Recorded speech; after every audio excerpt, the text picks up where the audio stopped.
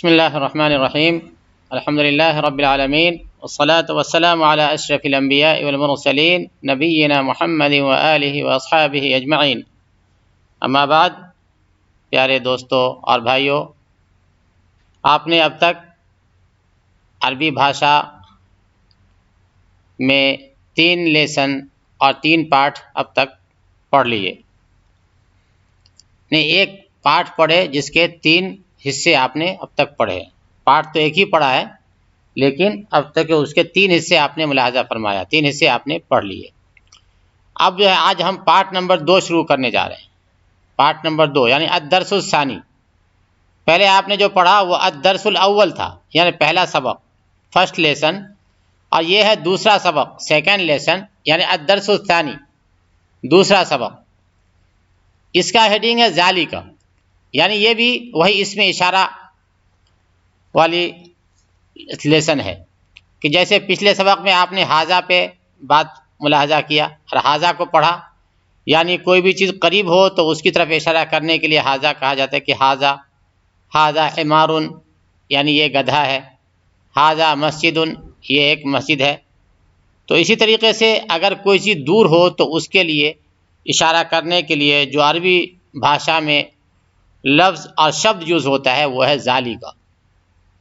اگر کوئی چیز دور ہو تو ذالک، جیسے انگلش میں دیٹ، قریب کوئی چیز ہو تو اس کے دس، اور دور میں کوئی چیز ہو تو اس کے لیے دیٹ کا لفظ استعمال ہوتا ہے، THAT دیٹ۔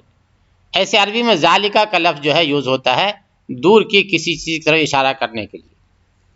تو اب اسی کو جو ہے لیکھک فرماتے ہیں مثال کے طور پہ ما ذالک، یعنی یہ سوالیہ جملہ بناتے ہیں کہ ما ذالک وہ کیا ہے، یعنی آگے جو ہے ایک ستارے کی تصویر بنی ہوئی ہے جو کہ دور میں ہے، تو فرماتے ہیں ما ذالک وہ کیا ہے، تو اس کا جواب ہوگا ذالک نجم، وہ ستارہ ہے یا وہ تارہ ہے۔ پھر فرماتے ہیں حاذا مسجد، یعنی قریب میں ہے تو اس کے لیے بولتے ہیں حاذا مسجد، اور ایک گھر ہے جس کا فوٹو میں بتایا جا رہا ہے کہ وہ دور ہے تو اس کے لیے بولیں گے وذالک بیت، وہ گھر ہے۔ یعنی جو چیز قریب ہو اس کے لیے حاذا، اور جو چیز دور ہو اس کے لیے ذالک کا لفظ جو ہے استعمال ہوتا ہے۔ اس کے بعد اور بھی کچھ دوسری مثالیں اس سبق سے متعلق دی گئی ہے جس کو آپ کے سامنے ابھی ہم پیش کرنے جا رہے ہیں انشاءاللہ۔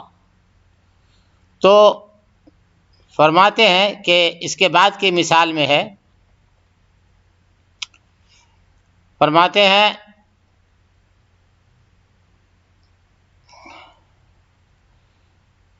اس کے بعد کی جو مثال ہے اس میں ہے حاذا حصان وذالک حمار، یعنی 2 فوٹو دیا ہے، یعنی 2 چیز ہے، ایک قریب میں ہے اور ایک دور میں ہے۔ گھوڑا قریب ہے تو اس کے لیے بولیں گے حاذا حصان، اور گدھا دور ہے تو بولیں گے وذالک حمار یا ذالک حمار، وہ گدھا ہے۔ اس کے بعد ایک فوٹو ہے، اس کے بعد بولتے ہیں اذالک کلب، بلی کا فوٹو ہے اور سوال کرتے ہیں اذالک کلب، کیا یہ کتا ہے، از دس اے ڈاگ، کیا یہ کتا ہے، تو بولتے ہیں لا ذالک قط، نہیں وہ ایک بلی ہے۔ بلی کے لیے عربی میں جو لفظ یوز ہوتا ہے وہ ہے قط کا، قط، وہ بلی ہے۔ اس کے بعد ایک فوٹو دیا ہے پلنگ کا، فرماتے ہیں سوال دیا ہے ما ذالک، وہ کیا ہے، تو اس کا جواب بھی جیسے ذالک سے ہے تو جواب بھی ذالک ہی سے دینا ہے۔ ما ذالک وہ کیا ہے تو جواب دیں گے ذالک سریر، وہ پلنگ ہے، وہ چارپائی ہے، وغیرہ وغیرہ۔ تو یہ ذالک کی مثال الگ الگ طریقے سے دینے جا رہے ہیں۔ اس کے بعد فرماتے ہیں کہ من ھذا ومن ھذا، یعنی ایک آدمی کا فوٹو ہے جو مدرس ہے اور وہ قریب ہے، اور ایک جو ہے امام صاحب جیسے فوٹو ہے مسجد کے امام صاحب کا، اور وہ اس کا فوٹو تھوڑا دور ہے، تو اسی طرح سوال بناتے ہیں من ھذا، یہ کون ہے، ومن ذالک، اور وہ کون ہے۔ سمجھ میں آ رہا آپ کو؟ جو قریب ہے اس کے بارے میں بولتے ہیں من ھذا، کہ یہ کون ہے، اور اس کے بارے میں بولتے ہیں من ھذا، وہ کون ہے. تو جواب دیتے ہیں ھذا مدرسن، یہ مدرس ہے. اور بولتے ہیں وذالک امام، وہ امام ہے، یعنی وہ دور کے لیے ذالک کا ورڈ یوز کیا ہے. اس لیے بولتے ہیں من ذالک، کہ یہاں پر ایک پتھر کا فوٹو ہے تو بولتے ہیں ما ذالک، من نہیں ما ذالک. ما مطلب کیا، وٹ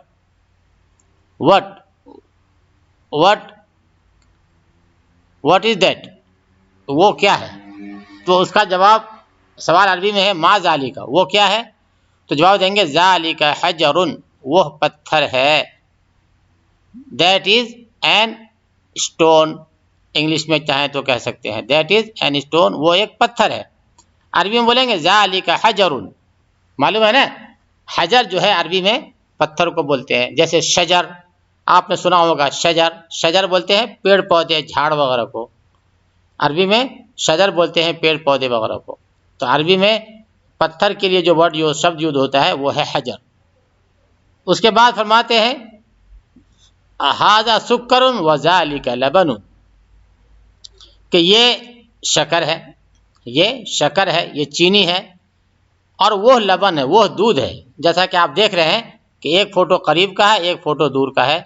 تو دودھ والا فوٹو جو ہے گلاس میں جو ہے وہ دور ہے، تو اس کو ذالک سے اس کو یوز کیا ہے کہ وہ ذالک فرماد اس کے لیے. اس کے بعد اب جو ہے اگلا لیسن ہے، اسی سے متعلق جو کوشچن آنسر ہے، یعنی جو ہے ابھیاس ہے، وہ اس طرح ہے. وہ فرماتے ہیں اقرأ واکتب، یعنی پڑھو اور لکھو. اقرأ واکتب، پڑھو اور لکھو، یعنی ریڈ اینڈ رائٹ. نمبر 1 ھذا سکر وذالک لبن، یہ شکر ہے اور وہ دودھ ہے. نمبر 2 من ذالک، وہ کون ہے، تو ذالک امام، وہ امام ہے. اس کے بعد سوالیہ کوشچن ہے اذالک قط، کیا وہ بلی ہے، تو جواب ہے لا ذالک کلب، نہیں وہ کتا ہے. اس کے بعد چوتھا سوال ہے ما ھذا، یہ کیا ہے، تو جواب دیے ہے ھذا حجر، یہ پتھر ہے. اس کے بعد فرماتے ہیں الکلمات الجدیدہ، الکلمات الجدیدہ یعنی نئے شبد. اس لیسن میں، اس پارٹ میں آپ کو نئے ورڈ عربی کے کیا کیا ملے اس کو آپ غور سے دھیان دیں اور اس کو یاد رکھیں. ایک ہے امام، امام یعنی امام صاحب جو مسجد میں نماز پڑھاتے ہیں ان کو امام کہتے ہیں عربی میں، امام. حجر، ایک نیا ورڈ آپ نے سیکھا حجر کا، یعنی پتھر. تو کوئی بولے گا آپ سے کہ پتھر کے لیے عربی میں کیا شبد یوز ہوتا ہے، تو کیا بولیں گے بھائی، کیا بولیں گے، امام بولیں گے، نہیں، بولیں گے حجر، حجر. اسی طریقے سے ایک ورڈ آپ نے سیکھا ہے سکر، سکر یعنی چینی، شکر وغیرہ. اور ایسے لبن، یعنی اس کے لیے جو ہے لسی اور چھاس، یہ سب کے لبن کا ورڈ یوز ہوتا ہے. اور کہیں کہیں پہ لبن دودھ کو بھی کہہ دیتے ہیں، لیکن لبن کے اصل معنی ہے چھاس اور لسی کی، یاد رکھیں گے. تو یہ 4 لفظ اس سبق میں نئے آپ کے سامنے آئے، 4 شبد. کون سا، امام، حجر، سکر، لبن. تو اس بات کا خیال رکھیں کہ الفاظ جو آپ نئے نئے سیکھ رہے ہیں اس کو یاد رکھیں، وہ محفوظ ہونے چاہیے، وہ بھولنے نہیں چاہیے، تاکہ زبان سیکھنے کا فائدہ ہو اور آپ کو زبان سمجھ میں آئے. انشاءاللہ اس کے بعد جو ہے ہم تیسرے سبق میں جانے والے ہیں. تو ہم انشاءاللہ اگلے پیریڈ میں جو ہے تیسرا سبق آپ کے سامنے پیش کریں گے. اللہ تعالی ہم سب کو کہنے سننے سے زیادہ عمل کی توفیق نصیب فرمائے. اللہ تعالی ہم سب کو اچھی سمجھ عطا فرمائے. اللہ تعالی ہم سب کو عربی زبان سکھا دے اور عربی زبان کو ہم لوگ سیکھ کر قرآن و حدیث کو سمجھنے والے بن جائیں. وآخر دعوانا ان الحمد للہ رب العالمین.